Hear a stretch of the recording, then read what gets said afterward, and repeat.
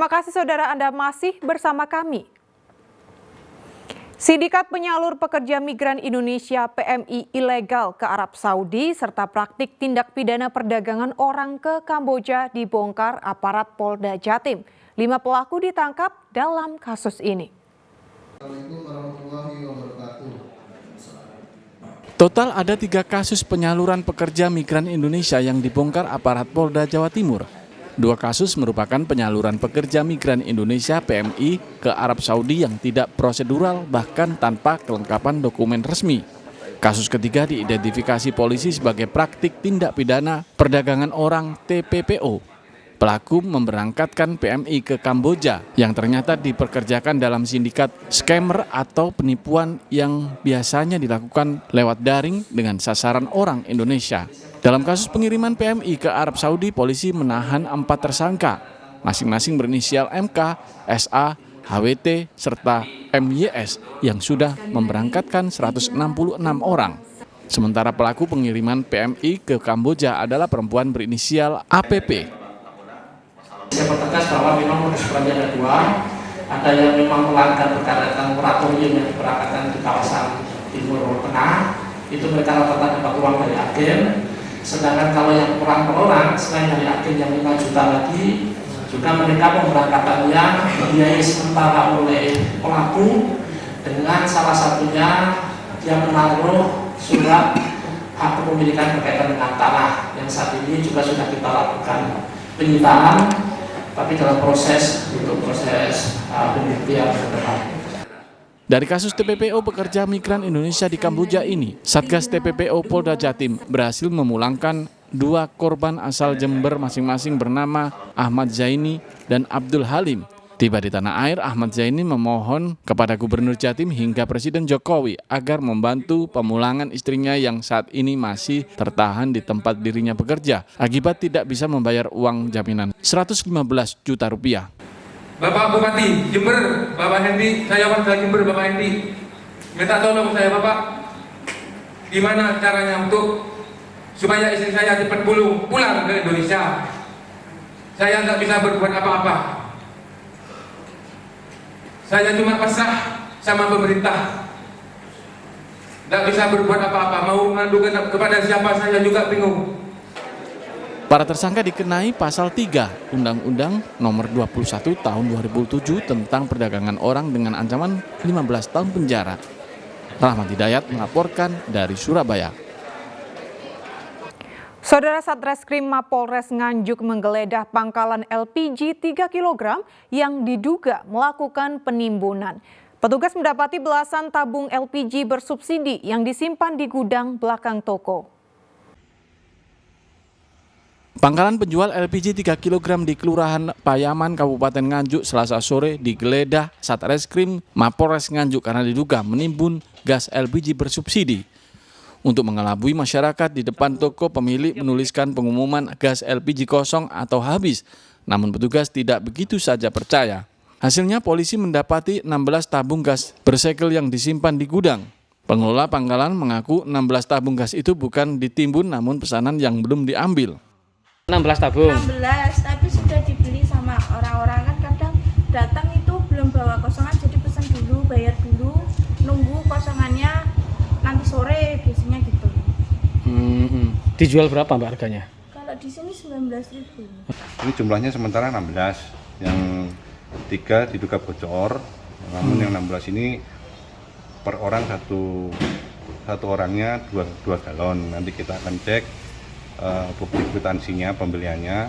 Kalau memang itu memang benar ya tidak jadi masalah, tapi nanti kalau memang itu tidak bisa membuktikan, nanti kita akan proses selanjutnya. Ditaruh di posisi mana dan itu LPG yang terisi ini? Yang sudah isi ditaruh di belakang gudang, sementara ada di belakang gudang, namun kita cek ternyata betul di belakang gudang sama galon kosong yang lainnya. Di Nganjuk saat ini gas LPG bersubsidi kerap langka. Banyak pangkalan yang kehabisan stok LPG. Pembeli LPG bahkan harus memesan 1 minggu. Mas, saya belinya juga di UD Berkat. Ya. Belinya kapan? Saya udah booking itu sudah seminggu yang lalu. Yang lalu. Baru diambil kapan? Baru diambil tadi. Hari ini. Hari ini. Gitu. Beli berapa Mas? Saya beli satu. Beli satu. Iya. Harga berapa Mas? Harga saya di 19.000. 19.000. Nah, hanya ngasih uang terus dapat LPG gitu Mas? Iya, karena sebelumnya kan memang saya sudah booking gitu Pak. Oh, booking. Bookingnya itu mencatat atau pesan bagaimana caranya Mas? Itu dari pihaknya sendiri mencatat dulu Pak. Jadi dari dia dari kasirnya itu dianya menginformasikan kepada siapa atasannya, kemudian diinformasikan kepada atasannya dibolehkan gitu Pak. Polisi mengimbau pangkalan gas LPG maupun para pengecer tidak menimbun. Jika ditemukan pelanggaran, petugas tidak segan menindak tegas sesuai dengan pasal 55 Undang-Undang Nomor 22 Tahun 2001 tentang minyak dan gas bumi dengan pidana penjara paling lama 6 tahun dan denda 60 miliar rupiah. Danu Sukendro melaporkan dari Nganjuk. Kita ke informasi ringan saudara, tak hanya penjual hewan kurban. Jelang Hari Raya Idul Adha 1444 Hijriah, pemilik jasa perawatan ternak alias salon hewan kurban juga banjir pesanan. Salon itu melayani pencukuran bulu, pemotongan kuku, hingga pemberian pakan agar ternak yang akan dikurbankan lebih sehat dan bersih.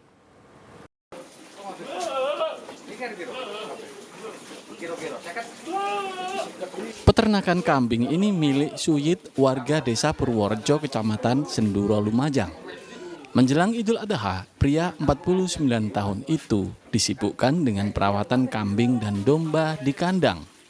Selain beternak, Suyit juga membuka jasa perawatan ternak atau salon hewan kurban. Biasanya ia hanya merawat seekor kambing miliknya sendiri atau tetangga. Kini ia bisa merawat hingga 4 kambing per hari.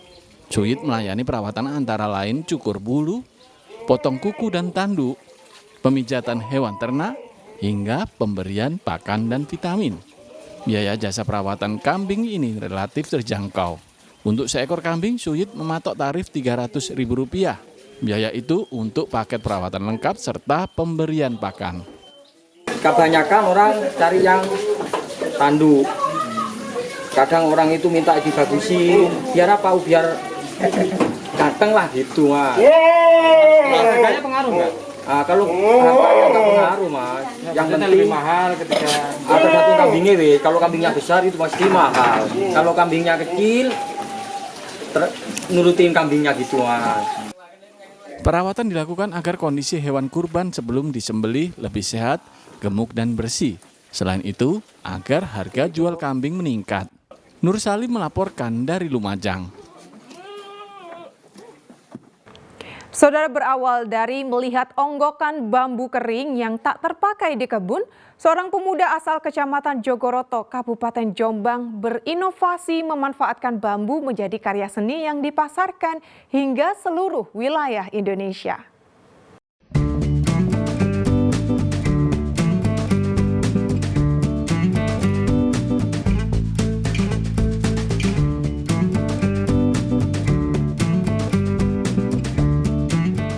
Tumpukan bambu kering ini bagi sebagian orang mungkin hanya sampah dan tak terpakai.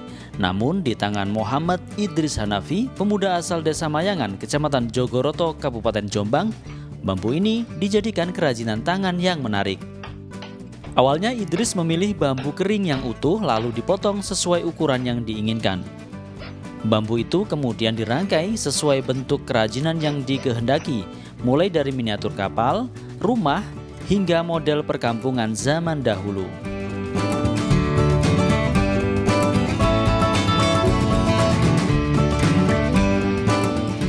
Satu miniatur bambu bisa diselesaikan antara 3 hingga 30 hari tergantung ukuran dan kerumitan pembuatannya.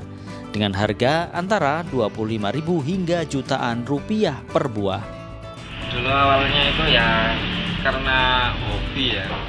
Karena hobi suka bikin-bikin, jadi terinspirasi sama gambar-gambar, video itu terinspirasi. Terus saya mencari apa sih yang bisa menarik dan bisa mendapatkan. Terus ya disitu pikiran melihat kok di belakang ada bambu. Dari situ saya manfaatkan bambu ini Dari mulai yang terkecil itu 25.000 sampai harga tertinggi 2.500.000. Seluruh Indonesia, hampir sekarang sudah seluruh Indonesia. Seperti Kalimantan, Papua, Sulawesi, Sumatera, Palembang. Berkat keuletannya, kerajinan yang awalnya hanya iseng itu kini menjadi pekerjaan yang menghasilkan pundi-pundi rupiah.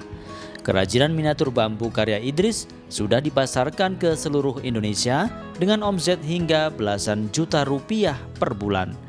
Dwi Mujarso melaporkan dari Jombang.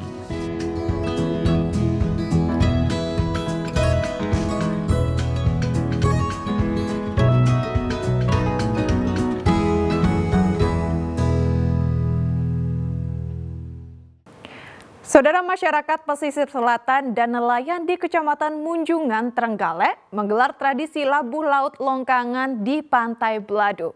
Tumpeng raksasa yang berisi aneka hasil bumi dilarung ke tengah laut sebagai wujud syukur. Ritual adat longkangan ini digelar nelayan dan masyarakat nelayan pesisir di Pantai Belado, Kecamatan Munjungan, Trenggalek, Selasa siang. Acara diawali dengan kirap tumpeng agung yang diiringi oleh dayang-dayang dan sejumlah tokoh masyarakat Kecamatan Munjungan. Tumpeng selanjutnya dibawa ke Pantai Belado untuk prosesi ritual adat. Setelah itu, tumpeng agung dinaikkan ke atas perahu nelayan dan dibawa ke Laut Selatan untuk dilarung bersama-sama. Upacara longkangan ini merupakan warisan leluhur yang telah berlangsung selama ratusan tahun, yang digelar setiap bulan Sela pada penanggalan Jawa. Acara juga sebagai bentuk rasa syukur para nelayan kepada Tuhan Yang Maha Esa atas berkah keselamatan dan hasil tangkapan ikan yang melimpah. Bukan hanya nelayan, semua elemen masyarakat juga ikut berpartisipasi dalam rangka penghargaan adat longkangan Tensubrang ini. Harapannya seperti apa? Harapan kami adat budaya ini tetap dilestarikan dan ke depan bisa tercatat sebagai warisan budaya tak benda. Geliat ekonomi, geliat pariwisata yang ada di Kabupaten Trenggalek ini sudah mulai bangkit pasca pandemi. Sebelum di sini kemarin ada di Brigi, terus hari ini di Munjungan, dan besok kita juga insya Allah dapat nominasi ADWI di Durensari di Watulimo juga. Nah, ini menjadi bukti bahwasanya perekonomian pariwisata yang ada di Kabupaten Trenggalek ini sudah mulai menggeliat. Maka kita mohon dari seluruh pihak partisipasinya, bantuannya agar yang menjadi cita-cita kita bersama ini bisa tercapai. Nelayan Munjungan juga berharap pemerintah segera mengoptimalkan potensi wisata Pantai Belado untuk meningkatkan ekonomi masyarakat sekaligus mendorong pendapatan asli daerah. Danu Sukendro melaporkan dari Trenggalek. Ya, saudara, informasi tadi sekaligus menjadi akhir perjumpaan kita dalam liputan 6 daerah Jawa Timur kali ini. Atas nama seluruh kru yang bertugas, saya Imani Sasmita mengucapkan terima kasih atas perhatian Anda. Selamat beraktivitas dan salam SCTV.